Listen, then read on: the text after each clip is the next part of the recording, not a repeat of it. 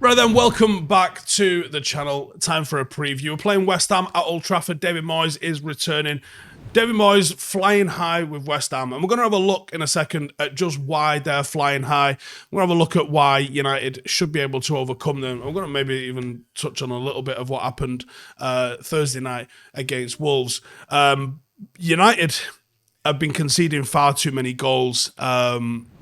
Regardless of who's in net, actually. We saw Bowen concede 2. Onana's just conceded 3. United have been conceding a lot of goals. I think we're up to 52 goals conceded now. For me, a lot of the reason for that is the amount of shots that we've allowed. I think we allowed Everton 20-something shots. Liverpool had over 30 shots against us. United are far too easy to open up. And I think a consequence of us being so poor going forward is that we're trying to put extra bodies in going forward, and that's leading us to allowing more shots at the back. At Old Trafford, we've been better. We've not been anywhere near the almost flawless that we were last year, but I think at Old Trafford, you can rely on United to go and have a go at least. Some of the best performances we've seen this season have been at Old Trafford, although I would say I thought the first half against Wolves, United looked very good value. And I'm hoping the first half against Old Trafford does actually get the job done and we get enough goals where the second half, even if West Ham are resurgent, we can deal with them and prevent any sort of comeback. It's David Moyes. There shouldn't be any major surprises in what they're about, but West Ham have operated primarily in what I would call a transition-heavy style, based off winning possession from either a mid or low block, and then rapidly getting up the pitch through progressive carries or dribbles or progressive passes. They usually try and go through the likes of Kudus or Bowen, but even the likes of Paqueta and Antonio when they've been fit, with a lot of the danger from them coming from counter-attacks, channel running, and set plays. This season, West Ham have typically played a 4-3-3, 4-2-3-1 in possession. That shifts to what looks more like a 4-1-4-1 sort of mid or low block when they don't have the ball, and they tend to try and force the opposition wide where they can utilise their aerial and physical superiority, and they do rely on defending the box and allowing shots and crosses to come in. It's one of the reasons why we all sort of assumed like McTominay and Maguire would be perfect for West Ham because of the way that they play.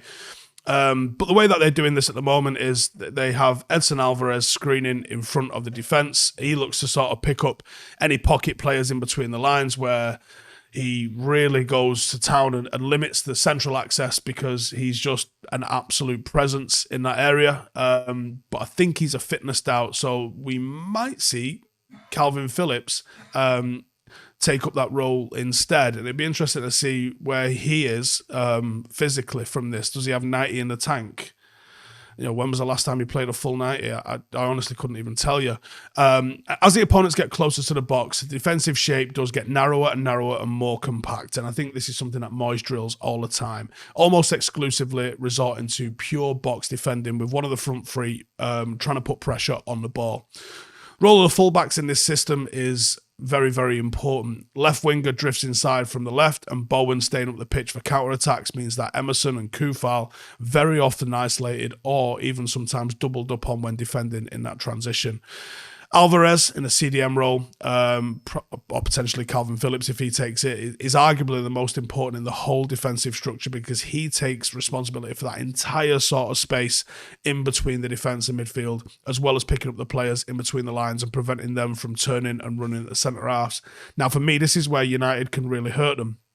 I think having Bruno peeling off into there, which I thought he did really, really well against Wolves, especially. This might be harder against West Ham than it will be against Wolves because West Ham are already going to be set within the box.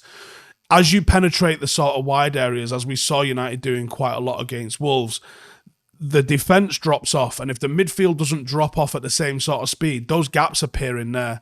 That's where Alvarez or Phillips need to be Johnny on the spot. And what United can do, which I thought they did quite effectively, is you push Bruno in there and you push another player in there as well, whether that's Mainu, who seems to be increasingly getting forward, as we saw with his goal, or Casemiro sort of arriving late into that kind of spot. As long as you have someone sitting and controlling from a 6 area, you can push 2 in there. And Alvarez or Phillips can't mark 2.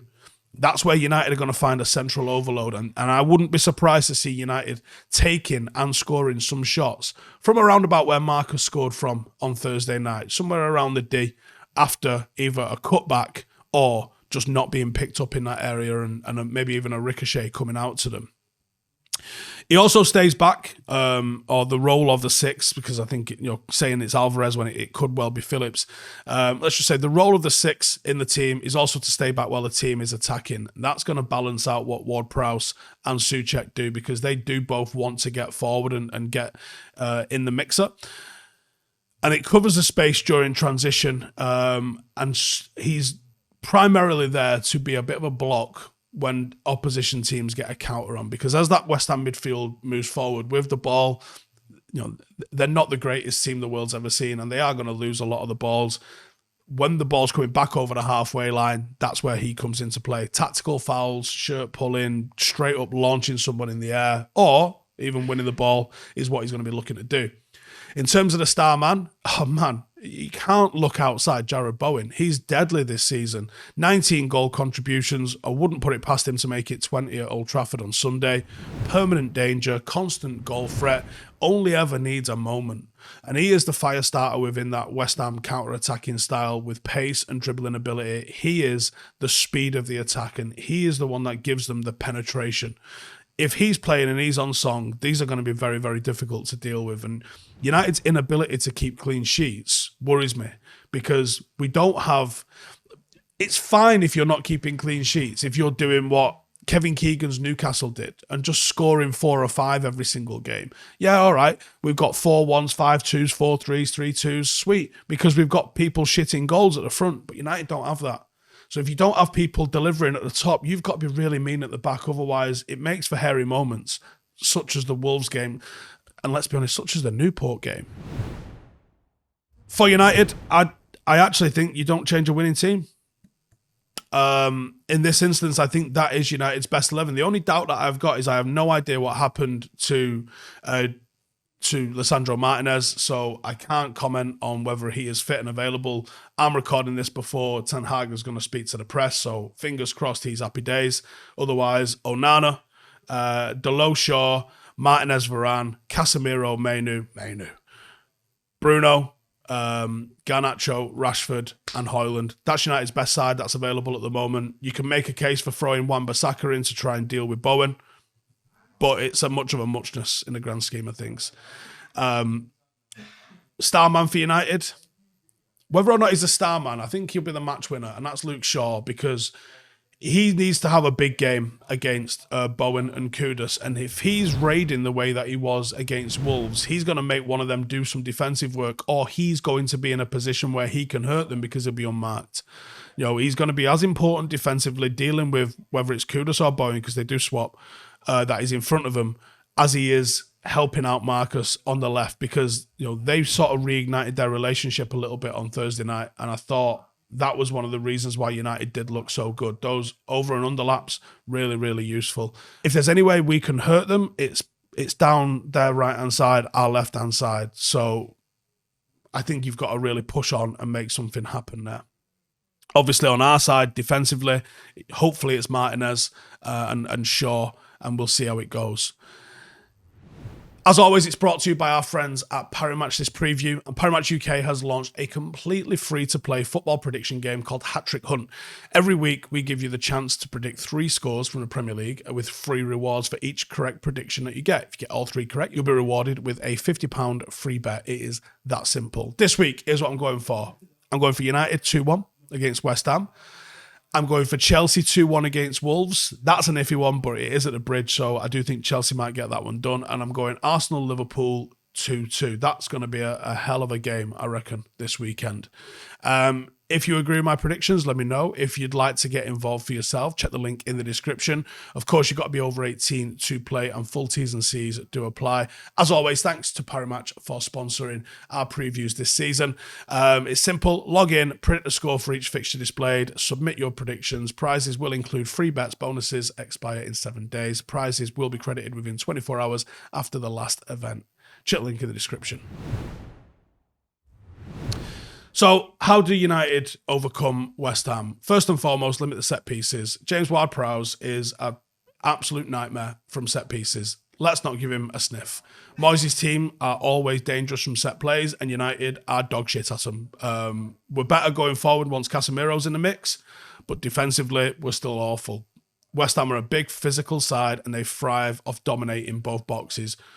Do not give them the opportunity with set plays. Certainly don't be giving cheap free kicks around the edge of the box, Bruno. Other than that, be better with the rest defence. Have the numbers. Be +1 in the back line at all times. We were more compact against Liverpool, and we were going to need to be here. And you're going, this is West Ham, right? At home. Yeah, it is.